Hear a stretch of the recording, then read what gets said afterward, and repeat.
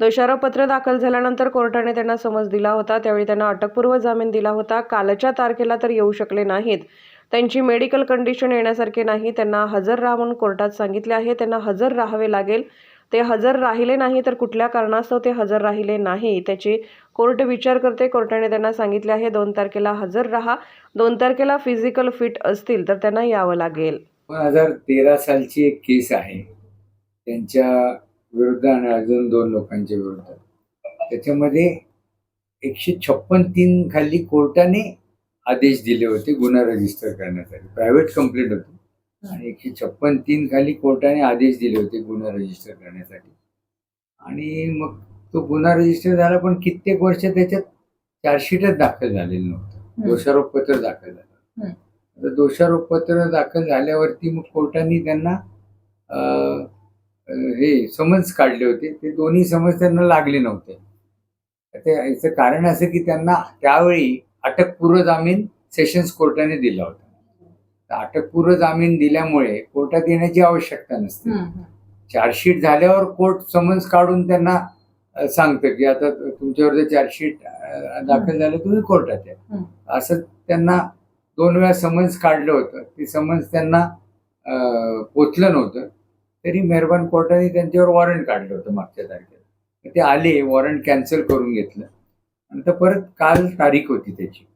आता कालच्या तारखेला ते येऊ शकले नाहीत कारण ते उपोषणाला बसलेले आहेत आणि त्याच्या मेडिकल त्यांची कंडिशन येण्यासारखी नाही आहे. डॉक्टरांनी प्रवास करण्यापासून त्यांना म्हणजे प्रवास करणं वर्ज्य आहे त्यांना.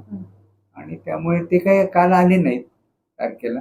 पण इतर 2 आरोपी जे नव्हते मागच्या तारखेला ते हजर होते, म्हणून कोर्टाने त्यांना वॉरंट काढलं. आता जरांगे पाटील यांनी अशी भूमिका घेतलेली आहे की 2 तारखेला आता काहीतरी तारीख पडलेली आहे, त्या तारखेला देखील ते उपस्थित राहणार नाही, कारण हा देवेंद्र फडणवीस जे गृहमंत्री आहेत त्यांचं हे षडयंत्र आहे. तर 11 तारखेला पुण्यामध्ये जरांगे पाटलांची एक रॅली होणार आहे आणि त्याच्यासाठी त्यांना मज्जाव करण्यात यावा याच्यासाठी हे षडयंत्र रचण्यात येत आहे. त्याच्यामुळे त्यांनी 2 तारखेलाही उपस्थित राहणार नाही असं त्यांनी सांगितलंय. तर समजा सांगितलं मला काही कल्पना नाही. समजा ते नाही उपस्थित राहिले तर काय होऊ शकतं? नाही, आता असं आहे, त्यांना हजर राहण्याचं कोर्टाने सांगितलं हजर राहा म्हणून. तर ते हजर तर राहायला लागेल त्यांना, पण कुठल्या कारणास्तव गैरहजर राहतात हे कोर्ट बघणार ना. म्हणजे आता आरोपीला जरी वॉरंट काढलं तरी त्या तारखेला जर ते आले नाहीत तर ते कुठल्या कारणास्तव येत नाहीत याचा विचार कोर्ट करतं आणि पुढचे आदेश देतं. पण मग समजा हे जर उपस्थित राहिले नाही तर त्यांच्यावर परत अरेस्ट नाही, मला माहित नाही ते उपस्थित राहणार आहेत का नाही. माझं काही त्यांचं बोलणं नाही. वकीलपत्र माझं आहे, पण माझं काही बोलणं नाही ते राहणार आहेत की नाही. त्यामुळे त्याबद्दल मी काहीच सांगू शकत नाही ते राहणार आहेत की नाही. कोर्टाचा तर आदेश आहे 2 तारखेला हजर राहा. मला माहित नाही काय. आता वॉरंट त्यांना आधी बजावलं जाईल आणि मग पुढचा विचार. 2 तारखेला ते उपस्थित जर नाही राहिले तर काय होऊ शकतं?